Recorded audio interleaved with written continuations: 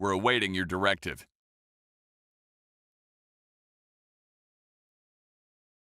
Orders received. We've reached the coordinates. Construction is underway.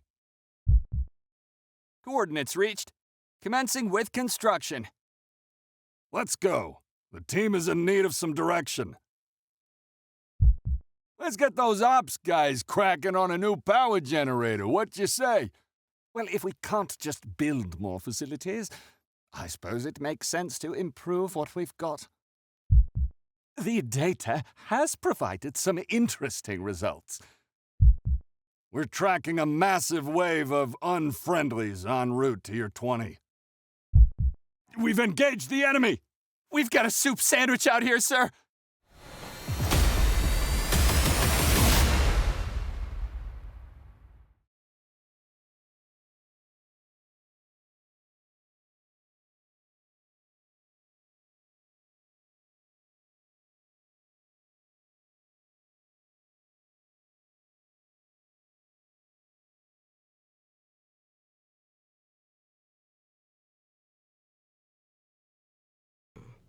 All right. Well, that timing didn't work really well. For some reason, it rolled early, and most folks are on an ad break. So we'll say hello and give proper introductions here momentarily once we get folks back from ads. Hello, hello to those of you who are here with me live. Thanks for tuning in. Should just be a moment here on this. Just want to do this right, but I guess it's too late for that.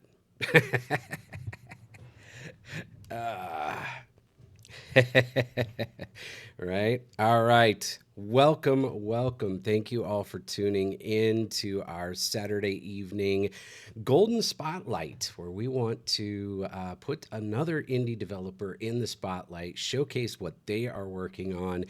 And tonight, joining me is producer and director of Wimberly and who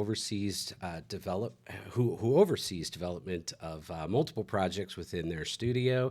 He's the producer and director of Selatria and the producer of Antics, Dastardly Dairy Debacle, and Spellbearers. And so without further ado, please welcome Grover Wimberly the Fourth.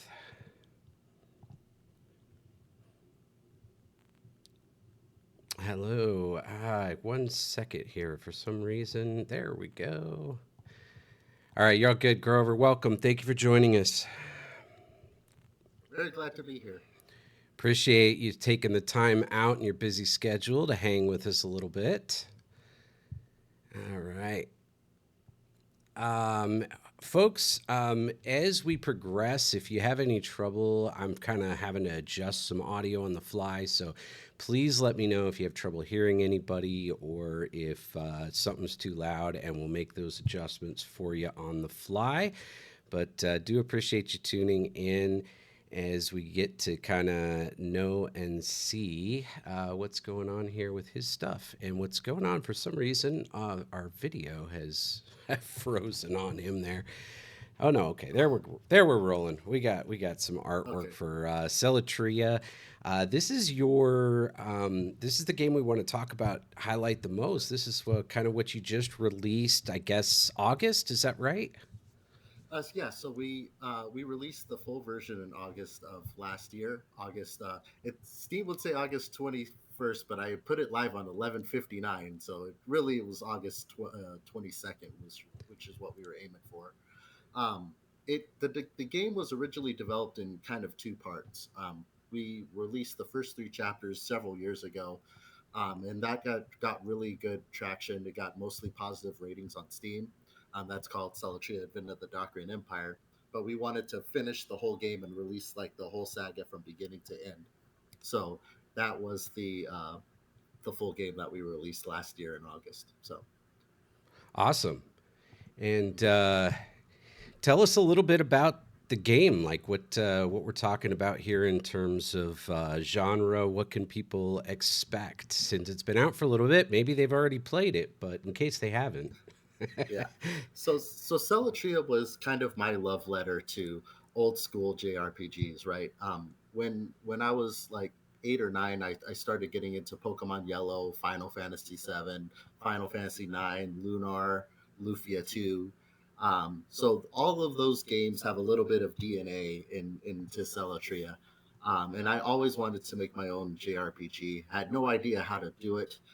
Um, and so I learned the RPG Maker, right?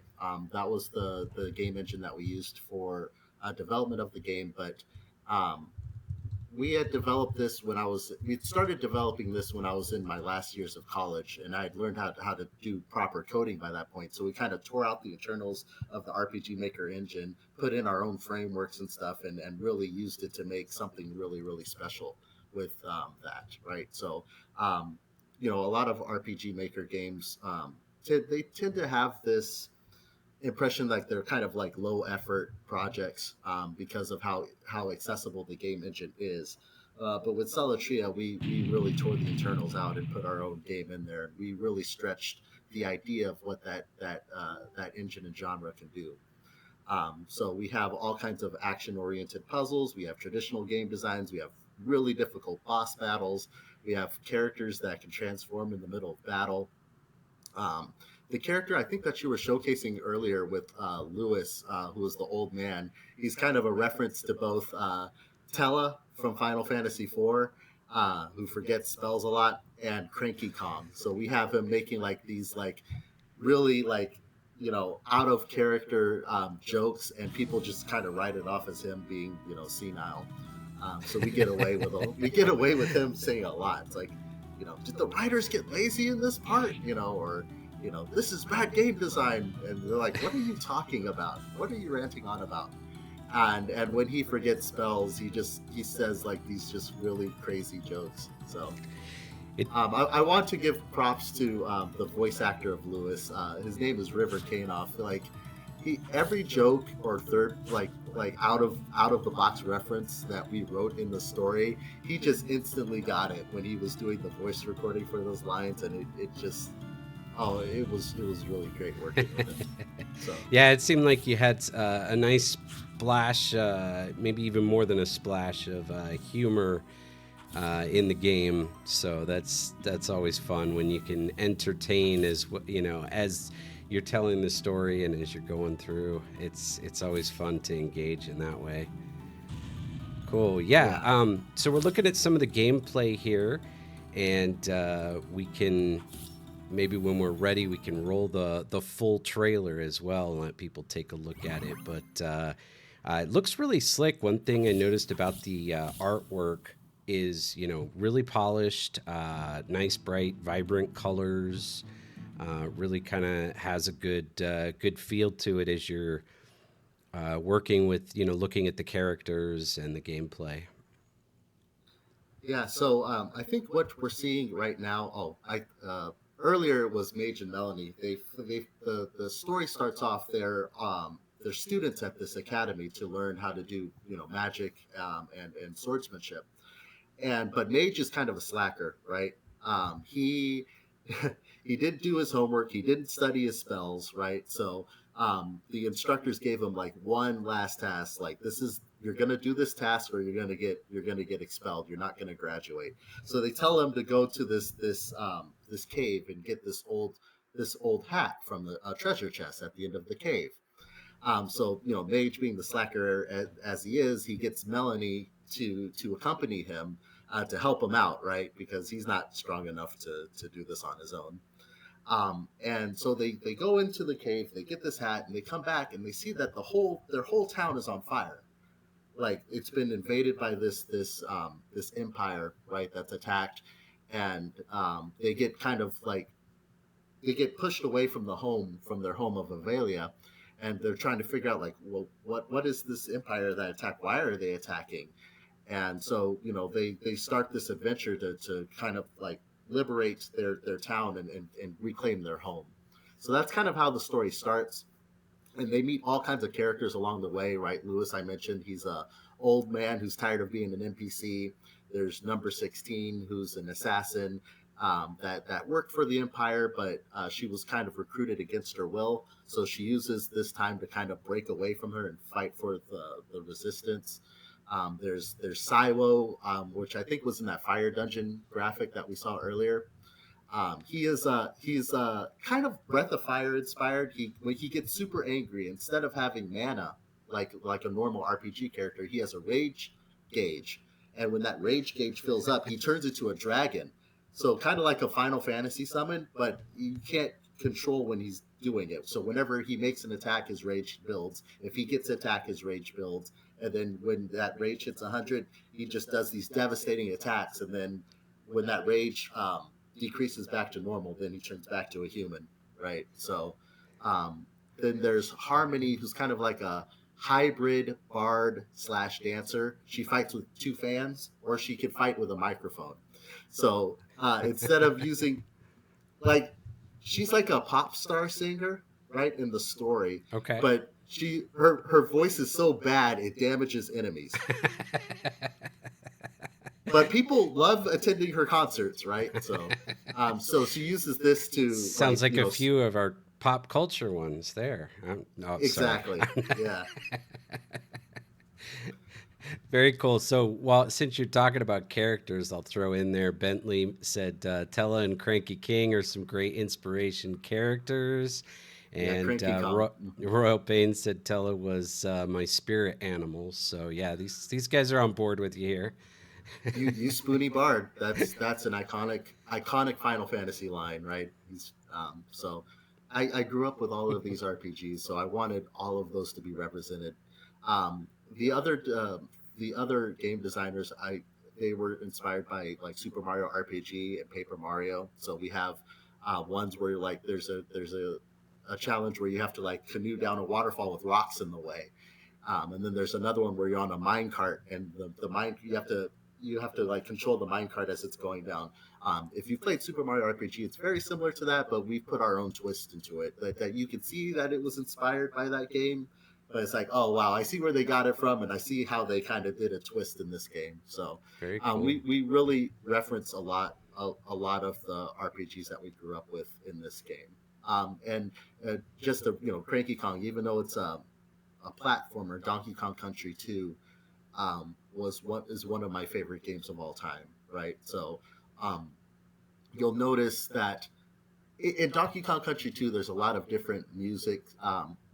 There's a lot of different variations to the song depending on like the kind of setting that the player is in. And so when our two composers, Luke Simpson and Christopher Nuno, when they came up with the soundtrack for Selatria, they also modify the battle theme in Selatria to be a little bit different depending on what kind of setting they're in. So if you're fighting against pirates on the sea, the battle theme will have pirate instruments, right?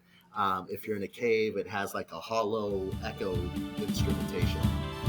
So we have a lot of variations on the music. So the music is top notch. Cool.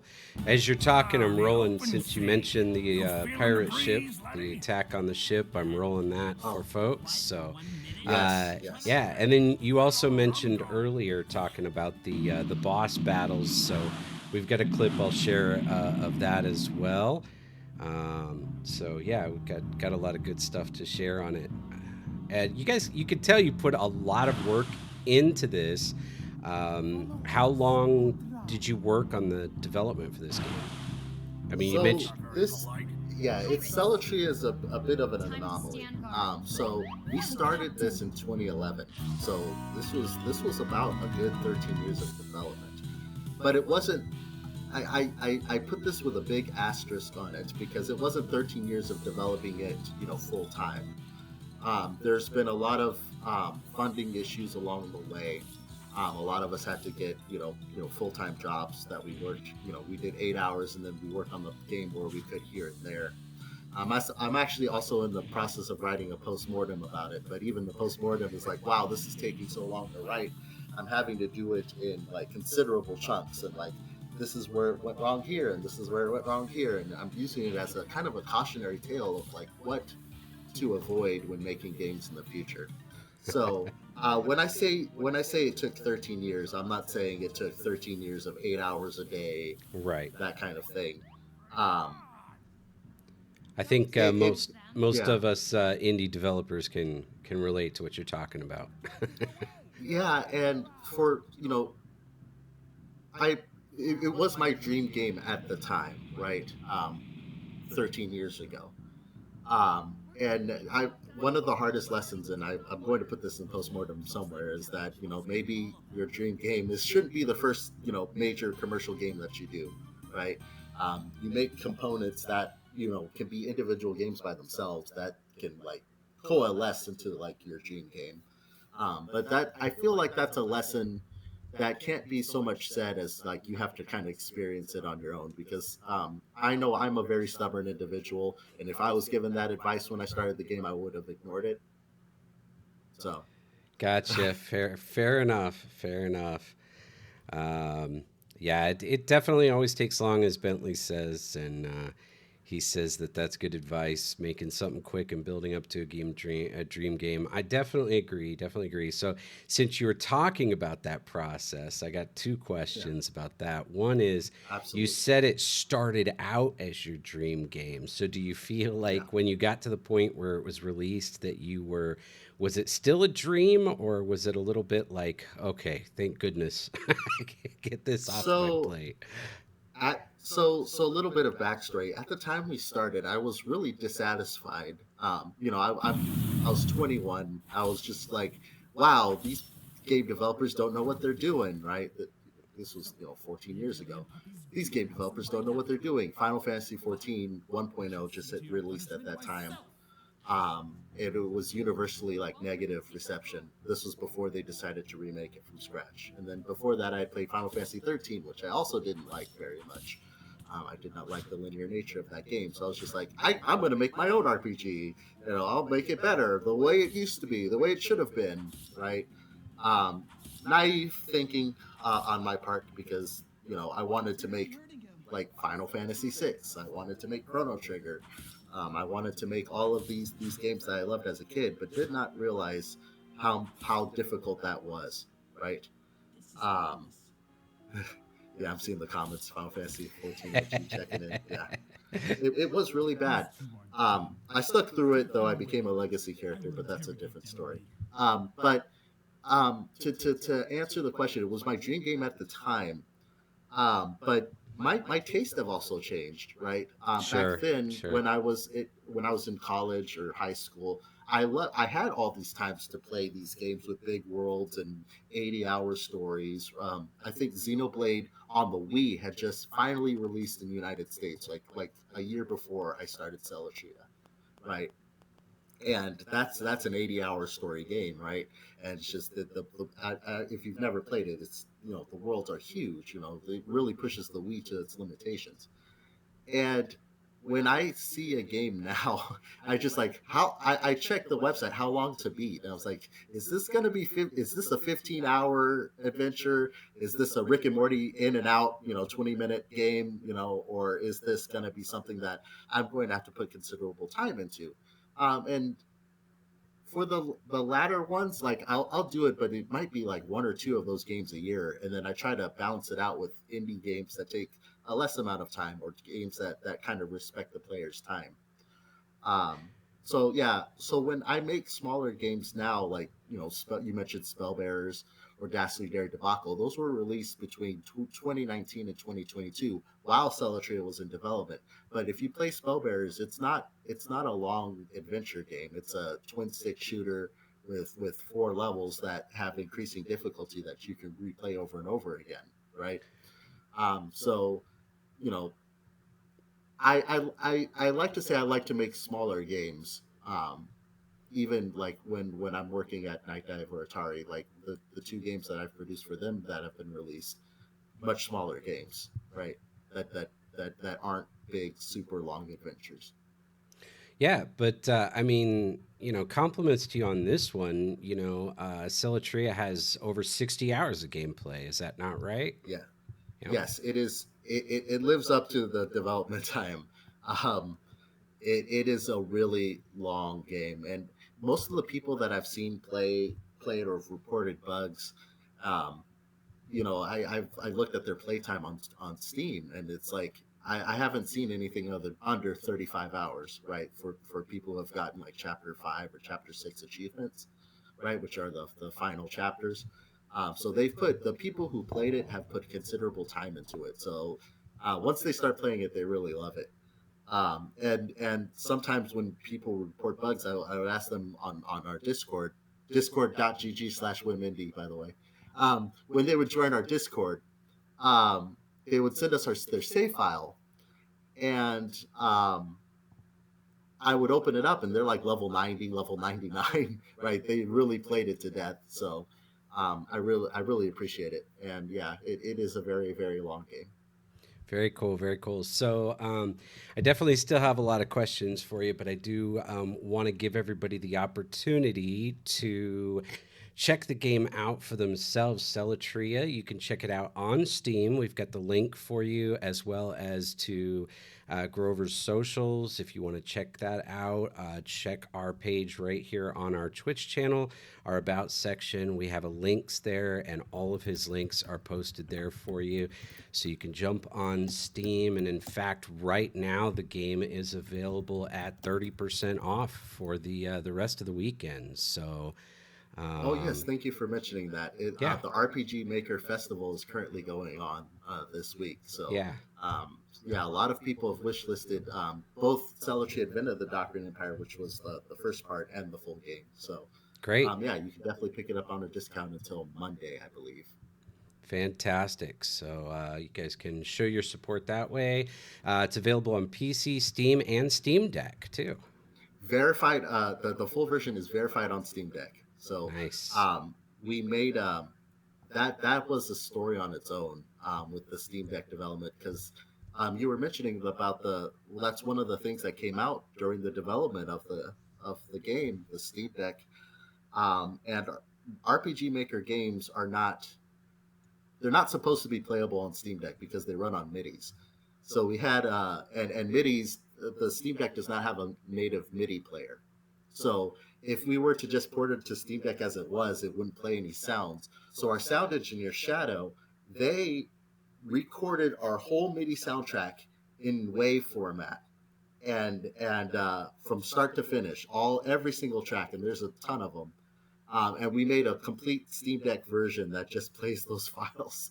So we were able to salvage it, and Valve recognized that effort and gave it a verified sticker, which Nice. Very yeah, cool. Very it's cool. amazing. Yeah, Very nice. So, I mean, uh, we talked a little bit about history. And so, since we're talking about the history, you talked about you've been working on this game 13 years. So, I will, you kind of formed Wim Independent Studios back at that time, a good yeah, 14 years ago, right? So, yeah, um, yeah. yeah, go ahead. Like, what, how has that gone? Like, how'd you get that started, and what brings you from there to here? I think I should, before I explain how it started, I should explain why it started. Okay. So when I graduated from university, I had applied to a million different game development jobs, um, and I got rejected by every single one of them. And and I had Celatria was kind of basically starting out. I used it as my kind of like my senior project, right? And I just could not I didn't understand. And now I know it's like you got to have a portfolio, and you got to have these ship games, and you got to attend these game jams, and you got to have a portfolio really ready to go with a bunch of games and prototypes that you've already done if you want a job in the industry, right? But I was naive. I didn't kind of slacked off in college other than the Celatria project, so I didn't know any better. So towards the end of it, um, to give a little bit of backstory, my dad was a record producer in the 80s and 90s, and he had a studio in the back of his in this back lot that he wasn't using anymore because he's moved on to other things. And so I asked him if I can use kind of transform this old record recording studio and use some of the equipment and turn it into kind of a makeshift game studio. Um, because we our game was going to have voice actors, we could use the areas where they were recorded, like some of the vocals and instruments for the songs. We can use that to put a voice actor in there, and we could record the voices for the characters, right? And we were in San Bernardino, which is about 60 miles east of Los Angeles. So voice talent from Los Angeles could just drive out to San Bernardino and just we just record them in there, and it's all easy, all said and done. So we did that. We formed the studio around this. I would talk to people that were kind of in the same situation as me, juniors, seniors in university that were about to graduate, but didn't really have any career prospects lined up. I said, "Do you want to get experience working on games?" Right. So they worked with me as interns, and then I eventually brought them on as full team members. And some of them are still with the studio working with us. They worked with us on Spellbearers, Dashly Dairy Debacle, like you mentioned, and a lot of other projects that we're still working on now. But yeah, we turned it into a place where, like, people that they didn't want to have to drive all the way to Los Angeles for their first shot of working on a game. They could work somewhere local first and get those 1 and 2 ship games under their belt, so that they don't have the same problem that I did. Um, in 2015, I yeah, 2014, 2015, I started getting a day job, working in software, not for the game industry. So I moved up to Vegas. That's when I got involved with the IGDA in Vegas, and I was the chair of the IGDA Vegas for a couple of years up until about the pandemic. Um, and every weekend I would drive down from Vegas back to San Bernardino, do the working with the team, um, and have the voice actors, and then drive back up to Vegas early Monday morning. And for those that are not in the area, the distance between San Bernardino and Las Vegas is about 300 miles one way. So if that was a lot, I don't think I could do that now. But yeah, Yeah. yeah, that was a time. After 2020, we just started all working remotely. Um, we moved out of that studio, and we've just been working from home. Technology has improved quite a bit, so voice actors would just record from home, send us the files on Slack or something like that. We just do it that way now. But Very the cool. times before the pandemic, though, were very creative times, but also I also enjoy not having to do a 300-mile road trip to get to work on early Monday morning. Gee, I wonder why. Yeah. Yeah, Yeah, for sure. All right. Well, yeah. since we've talked about your history and you've tied into IGDA, I'd also like to mention that you've been doing some great work with Night Dive Studios. What can you tell us about Yes. that work? Yeah. So starting last year, I got laid off from the of that software job at the beginning of last year. So I ended up joining Night Dive and Atari, and since then, I released 2 games. I became the producer of the studio, one of the producers there, and I was the producer of Killing Time Resurrected, which is on Steam and all modern platforms, and The Thing Remastered, which is on Steam and all modern platforms. And those have been very well received.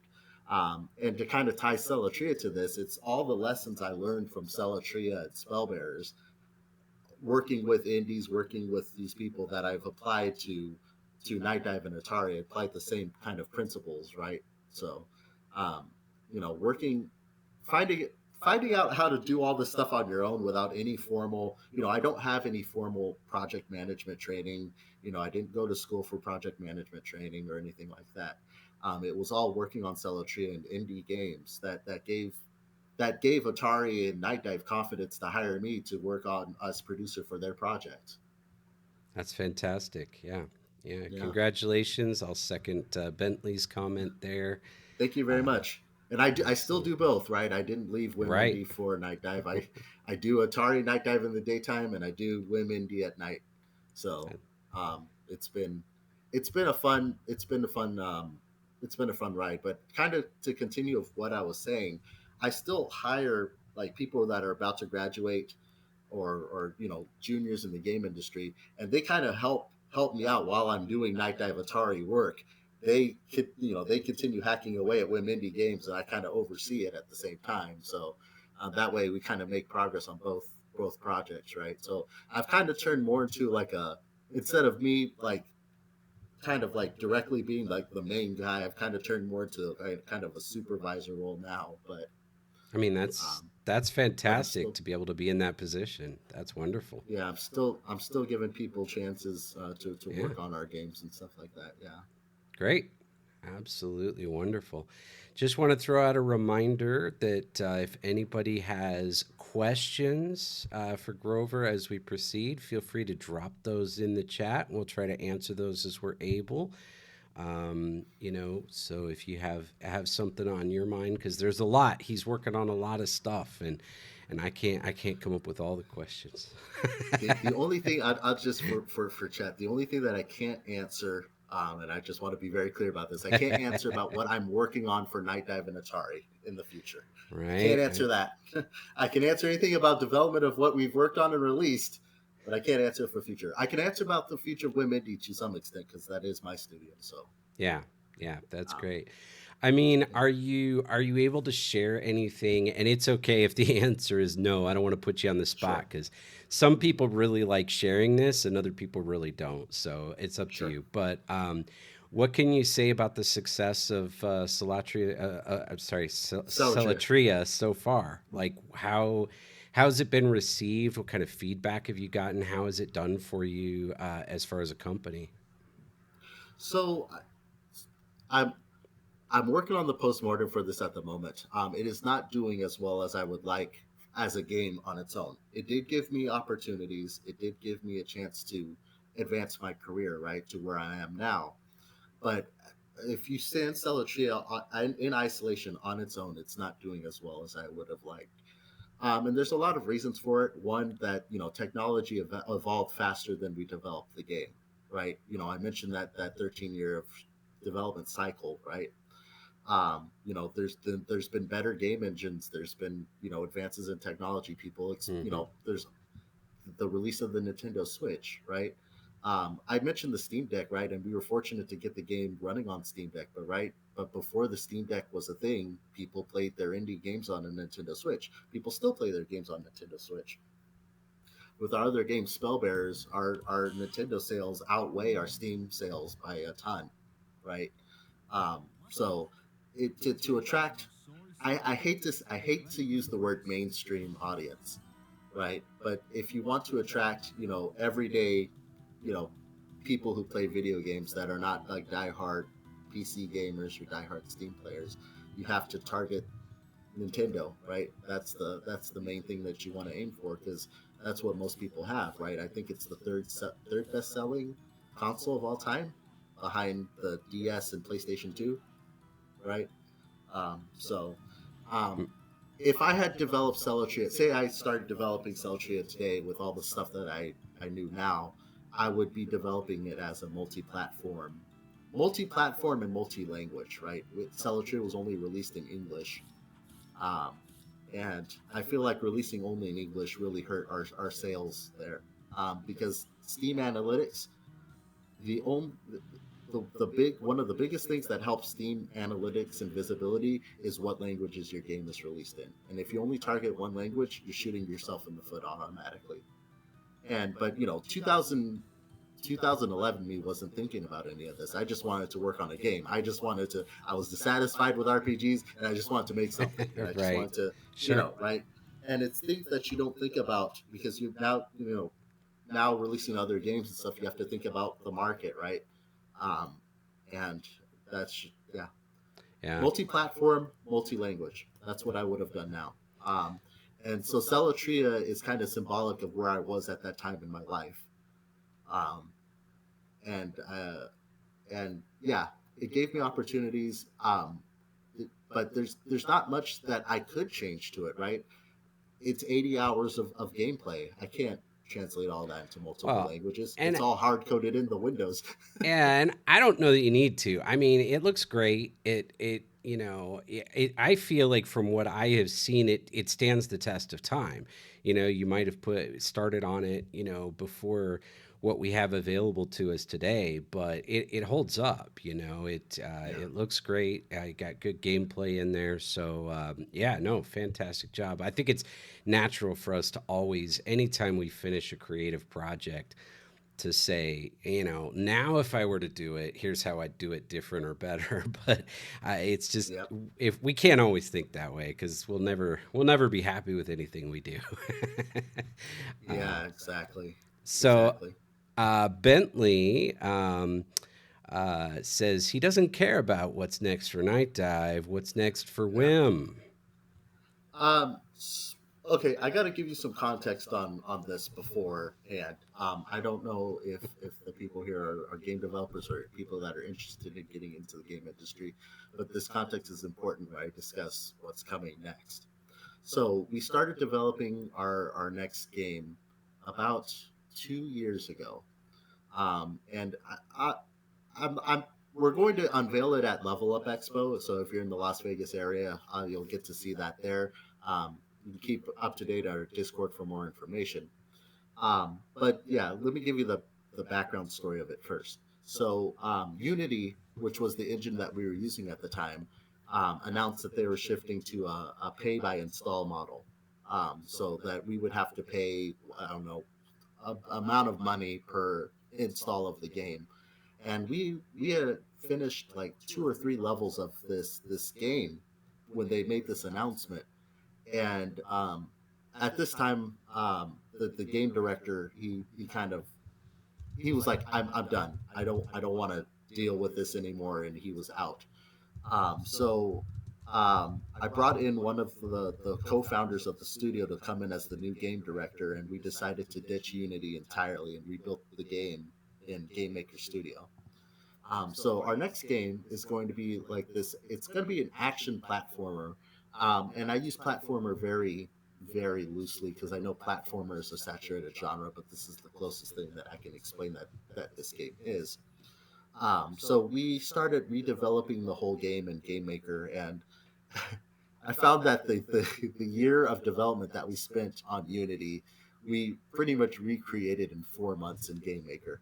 So I know a lot of people don't like the Game Maker Studio engine, but with Unity, I was like, forget this. Even though they walk back on their pay as you install model, I don't trust them. So we decided to just stick around with Game Maker Studio for that. I know a lot of people, a lot of indie game devs, they love Godot, and we considered moving to Godot as well. But the biggest hurdle was those 2 points that I mentioned earlier. How easy is it to put to multiple platforms, and how easy is it to translate into multiple languages? And Godot was, at the time, was still in this like, well, we might do platforms, but if we do platforms, it's open source, and we can't do open source platforms, and you have to go through a third party company. So it was like, no, we'll just use Game Maker Studio because it has console platform exports out the box, right? We got the team together. We took a 4 month break to analyze what we were going to rebuild in Game Maker. We set out a plan for it this time around, which I didn't have plans for Selatria. It was just go and make the game, right? But we had like a start to finish plan, what's going to carry over from the Unity version, what's not, and we got to work. And our prototype is almost done. We'll be announcing the next game, right? I think maybe a week before Level Up Expo, so we have all the press materials and stuff ready. Nice. And then we will have a booth at Level Up Expo and showcase the game. So Great. looking Fantastic. forward to it. Yeah, we'll Yeah. see you there. Looking forward to that. Cool.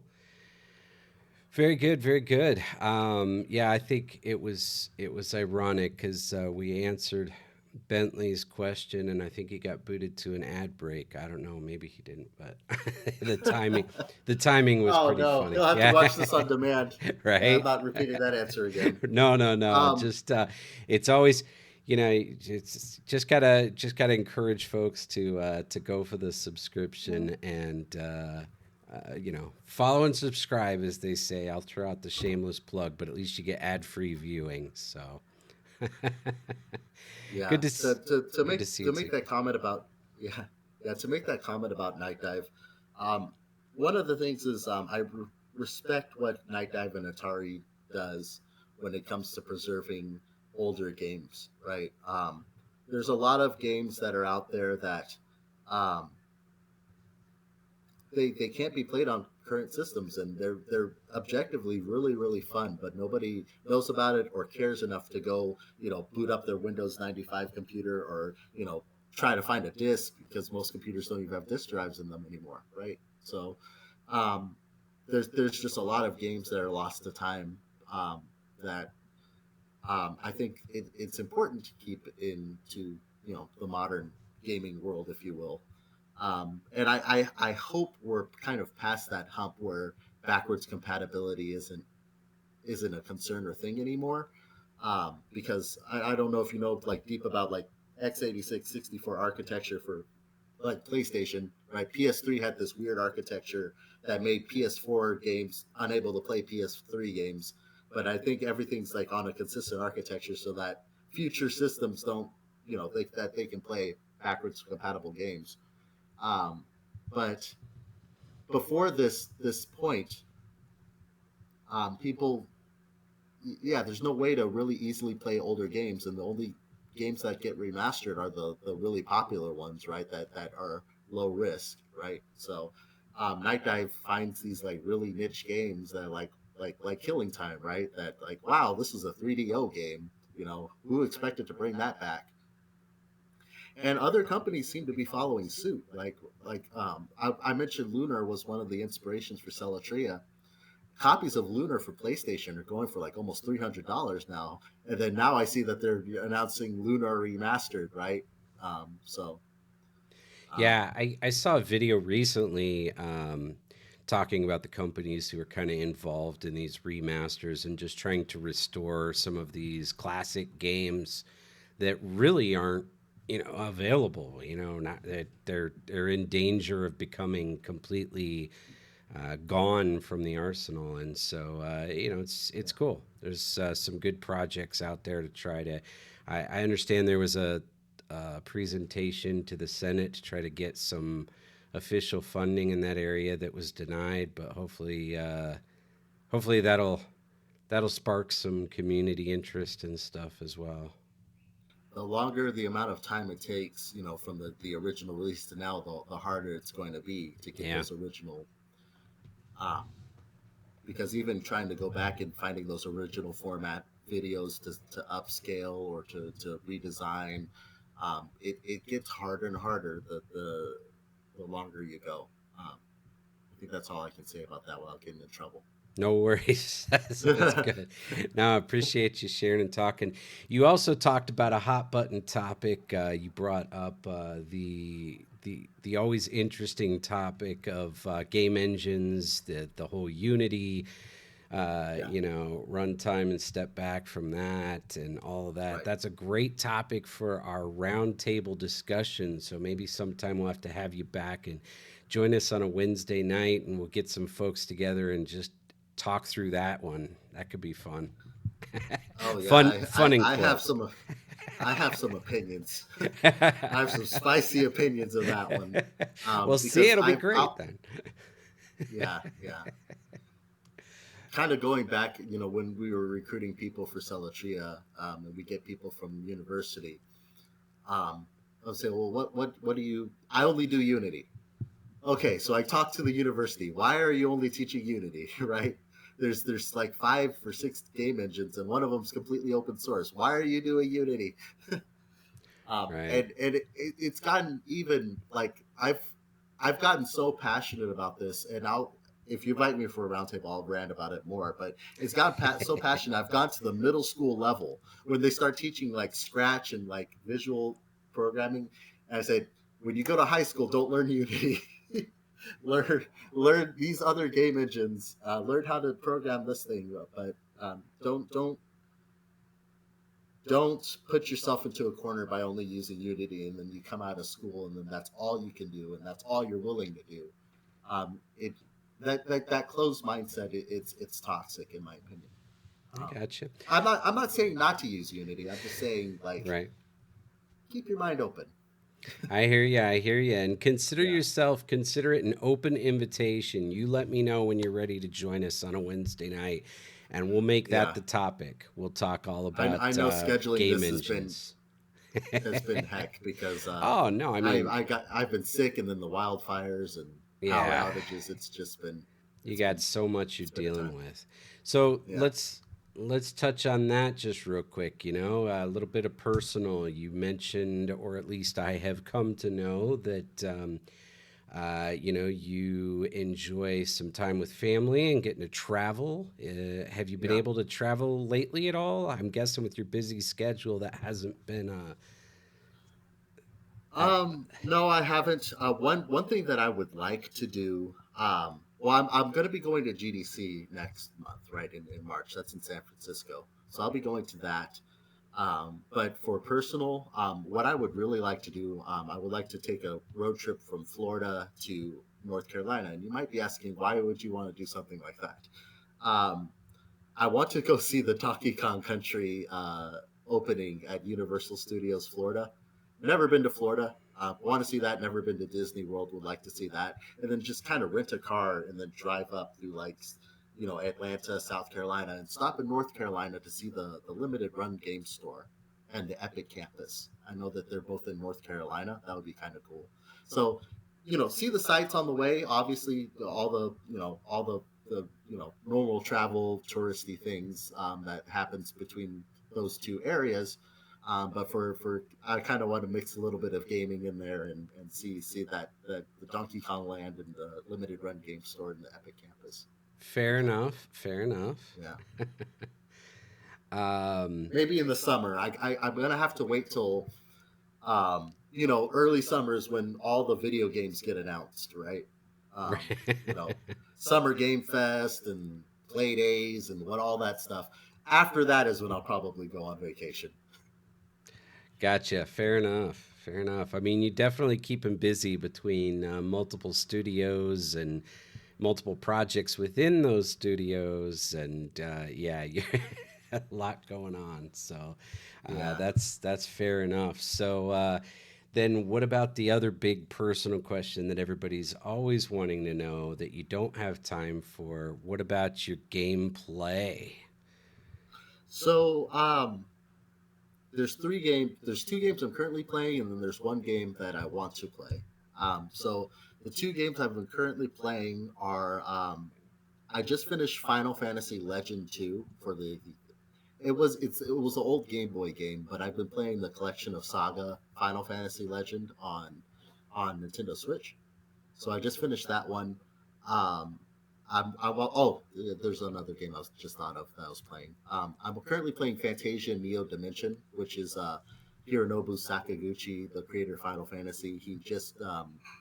He released the game on Apple Arcade, and Square Enix, after they've been apart for like 20 years, because he quit after the Final Fantasy movie bombed. They finally working together, so they ported his game to console. So I've been playing that, and then I've Nice. also been playing Sea of Stars with my brother. I was waiting for that co-op update to drop. I don't know if you ever heard of Sea of Stars, but it's a prequel to the indie game The Messenger. Um, and it's very JRPG Chrono Trigger also inspired. A little bit of Legend Dragoon inspired too because you have to time your attacks. But it's and Secret of Mana inspired. But it's a 2 to 3 person player game where RPG. So me and my brother each took a character each, and we've been playing through that game. Nice. Sea of Stars. You should look it up. The pixel art is beautiful. Music is great. Yeah, it's 2 player co-op RPG. Yeah, you have no. It's like Legend of Dragoon in the sense that you have to time your attacks as they land. I'm going off the Twitch comments here. Yeah. So and if you play with 2 players, both players have to time their attacks at the same time to get the attack bonus.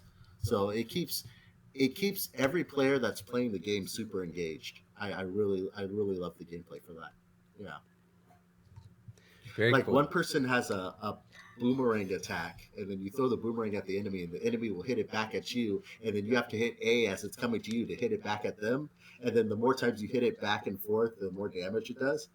So me and my brother have been getting like 30 hit chains, just hitting it back and forth. It's super fun.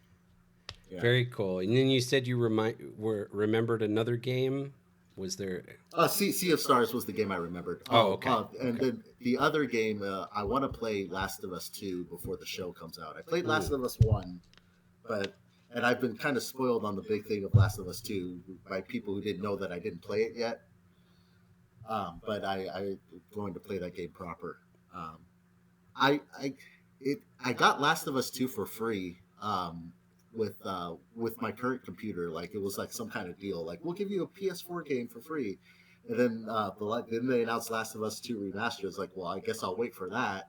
And since I got the PS4 game for free, and then the Last of Us 2 remastered upgrades like $10, so it's like, okay, I'll just shell out the $10 to play it. So Very cool. But yeah, I'll try to do that for the show.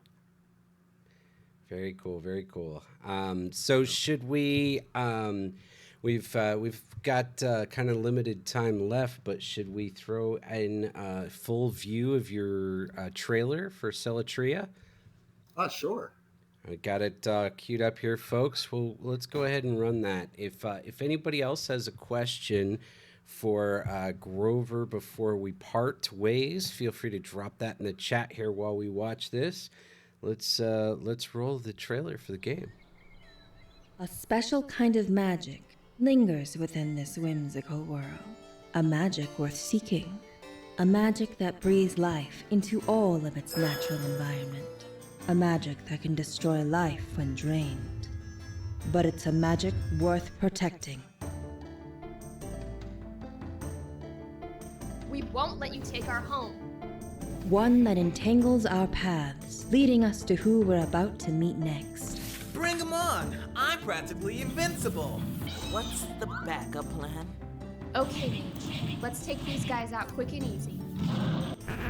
Hold on, I'm looking at my notes. Louis, hoist sail. Melly, weigh anchor. Meiji, make lunch. Wow, now a life sentence doesn't seem quite so bad. Mine is a death sentence.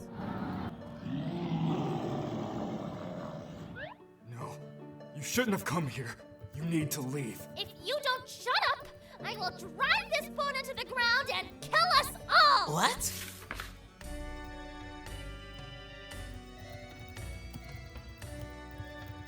Right, let's do this. And a magic that we can only hope is strong enough to withstand all the dangers that are coming our way. You're a liar and a cheat. And a pirate.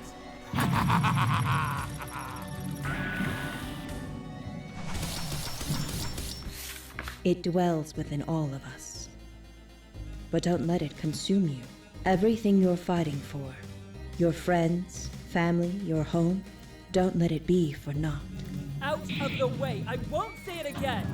Man, this guy is ripped. My enemy, know that all the battles you have fought so far have not prepared you for this moment. No. No, no, no, no, no, no, no! You? You did this? I thought I could break you down, make you stronger. It seems I was wrong. I will get stronger. I will protect my friends, and I will finish this war. What happens if you drain someone who doesn't have magic to give? They die. It's pulling John! Fire! Fire on them all! Upper! Are you ready to see how this unfolds?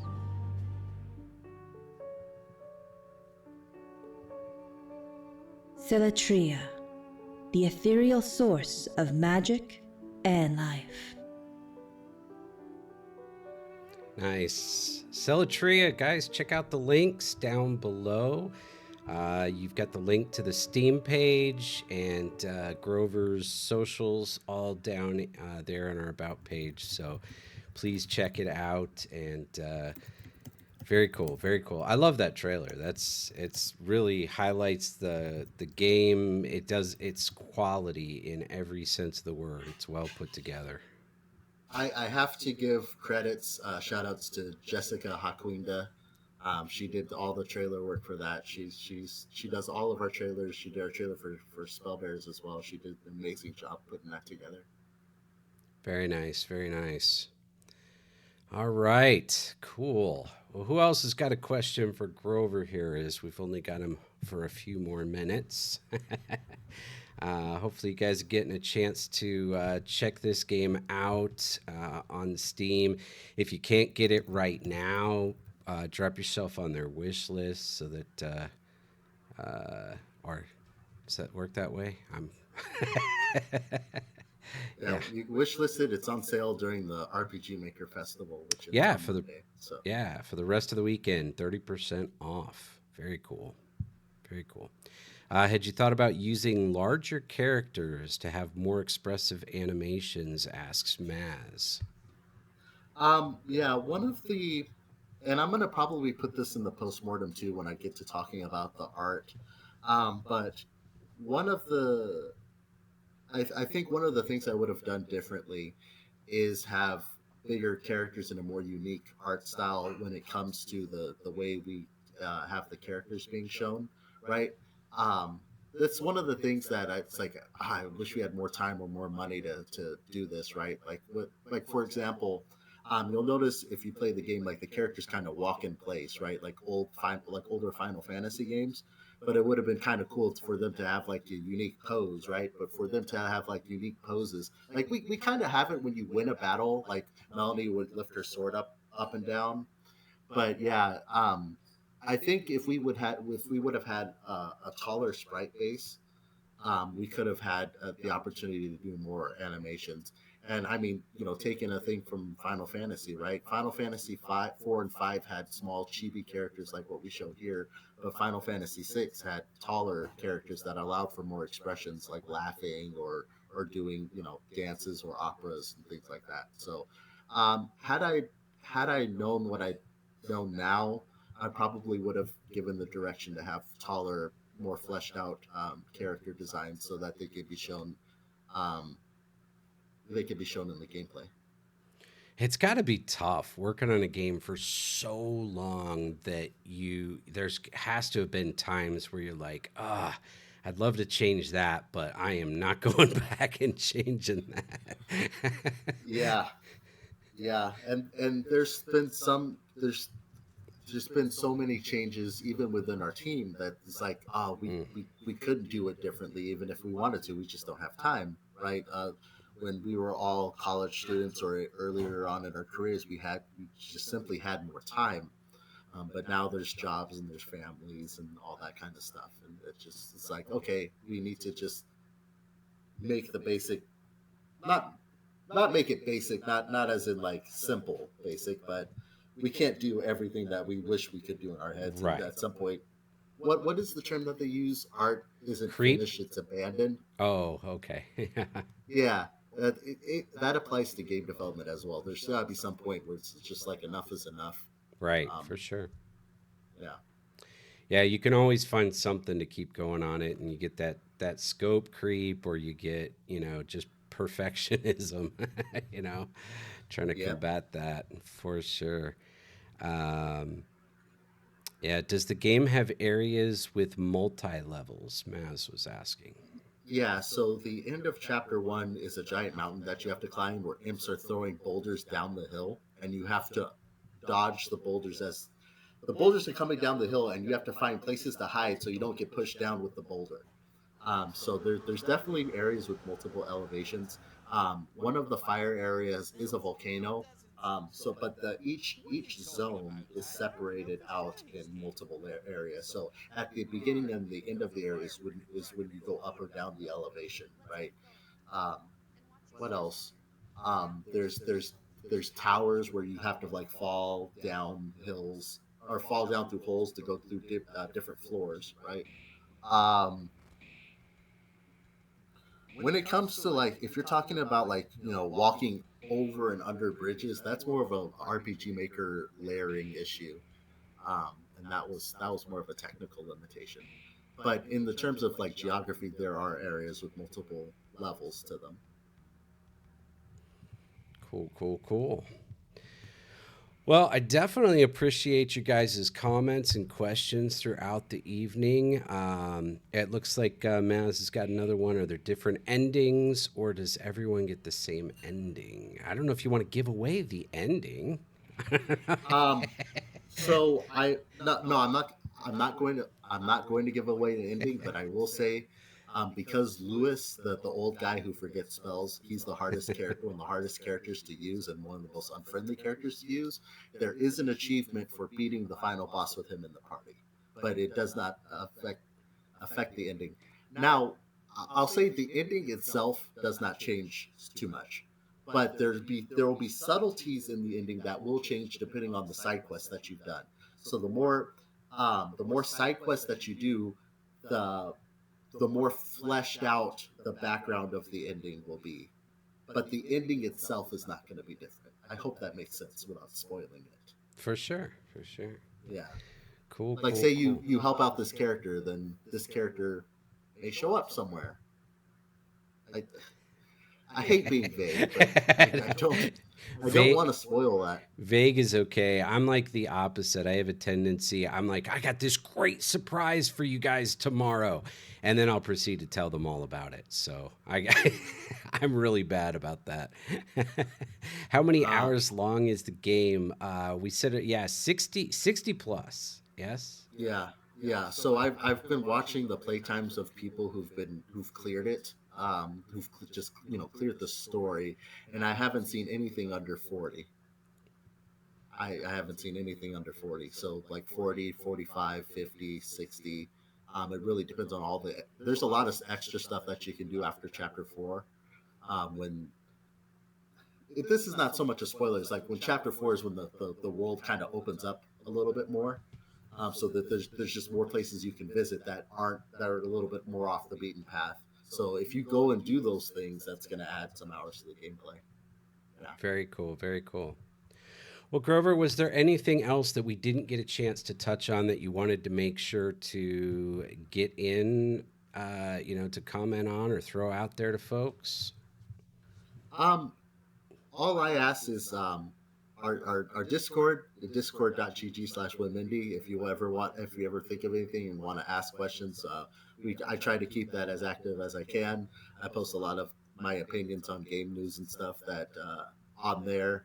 Um, there's that. If you purchase Selatria and you really like it, please leave us a review. Or even if you don't like it and think the game is crap, please leave us a review. Um, the reason I say this is that 10 reviews really help with the visibility of the game, right? Good or bad, right? We're looking at all the feedback there. We are working on one more major patch for the game that fixes a lot of we don't really have any game locking bugs. We fixed most of those, but we're adjusting the balance of it a little bit, fixing some errors in the ending. Um, not so much errors, but like visual issues in the credits and stuff like that. So we're gonna have one more patch probably next week, after this taping. Um, yeah, and then we're trying to get to 10 reviews so we can have a more visibility on Steam. So any review, positive or negative, helps us out tremendously, and we read them too. So Fantastic. So just again, if you want to check out Selatria, please see the link on our page below. There's a little section that says links, and the Steam page link, as well as his Discord channel, and all of that are listed there, and we'll keep them posted there so that you guys will be able to check that out. I really want to thank everybody for joining us tonight, spending time with us. Grover, especially you, thank you for taking the time out of your busy schedule to hang with us. thank you for having me on, and I'm sorry it took so long to schedule this. No, I mean, absolutely appreciate having you here. So that's great. Thank you all for joining us. Hope you'll follow and subscribe. And then we're going to kick it in honor of you, Grover. I'm going to kick this off and send everybody to Night Dive Studios as we part ways. Thanks, all. Take care. Bye bye.